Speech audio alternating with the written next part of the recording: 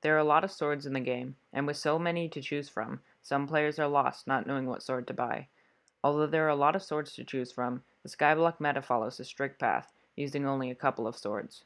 In this video I'm going to show you which swords you should buy and why they are the most cost efficient. New players might be tempted to go straight for a diamond sword, but in Skyblock, diamond tools and armor are rendered useless, with all the crazy gear you can unlock. The very first sword you should buy is actually the Undead Sword. The sword is bought from the weaponsmith NPC in the village. The reason why the sword is so good is because it does double damage to undead mobs, on top of 30 base damage. As an early game player just starting Skyblock, you will be only really fighting undead mobs in the deep caverns until you get an upgrade. So this sword is really good, and it isn't very expensive, making it the perfect sword for beginning players. So I have my co-op here, and he's going to do the damage test for the different swords. So if we go this way, he's actually behind the miner merchant by the bank over here. So my co-op's going to get the undead sword, okay, and then we are going to go to the deep caverns.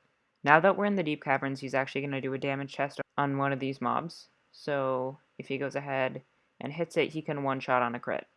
After the Undead Sword, the next sword you want to go for is either the Silver Fang or the Ember Rod.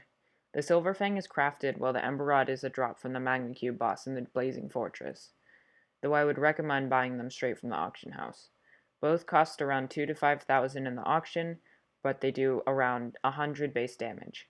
The Ember Rod's ability used to be good in the past, but now it is mostly useless, so a Silver Fang will do fine. Whichever you can get for cheaper is the best way to go. So now we're in the Blazing Fortress and he's going to hit one of the pigmen, and you can see that with an Ember Rod he even one-shots them on a non-crit. Next, you should either go for the Raider's Axe or the Aspect of the End, depending on your situation. Both these weapons are actually a pretty big jump in price from the Ember Rod or Silver Fang at around 100,000 coins, but they are worth it. The Aspect of the End, or AOTE for short, has an incredible ability that even endgame players use, so you will never really need to throw away the sword. It lets you teleport forward for 50 mana. The Raider's Axe has a unique ability too, which gives more coins when killing mobs. The Raider's Axe is a sword for pearl spamming or killing zealots, as it gives more coins, and if you're grinding for a long time, it adds up. So now he is using an AOTE, and if he actually goes ahead and hits an Enderman, he's going to do 2,000 damage on a crit. With no armor on, if I actually hit one of these Endermen with my AOTE, I'm going to do 18,000 damage. That is just because I have skills and talismans higher than him. Next, you might be tempted to get your hands on a leaping sword, but don't let all the old tutorials betray you. The leaping sword is pricey to buy and near impossible to resell, so your best bet is to go for the Aspect of the Dragons, or AOTD for short.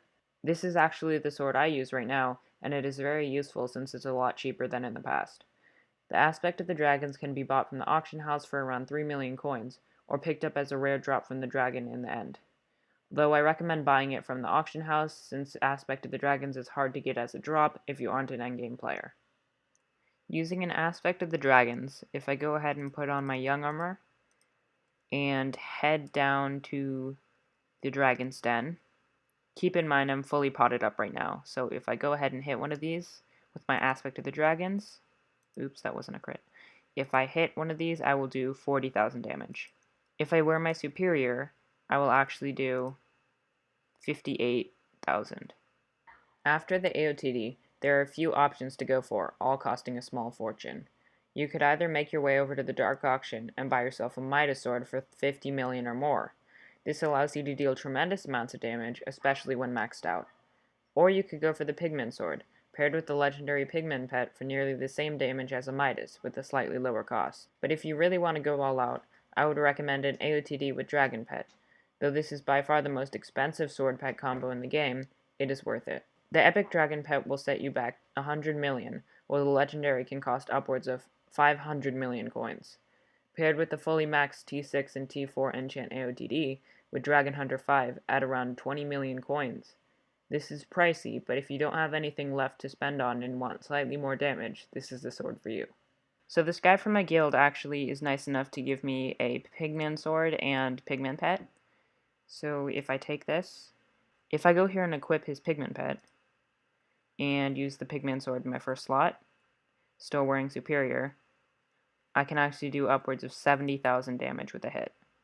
Regarding hot potato books, I really wouldn't consider putting them on a sword before the aspect of the dragons, since it's really not worth it. You will just get a better sword later on and throw the old one away. Thanks for watching this video. If you notice something different, I actually downloaded the Lunar Client so it'd have more FPS and less lag. If you have any ideas for things I can improve on, let me know. Consider subscribing if you want to see content like this in the future.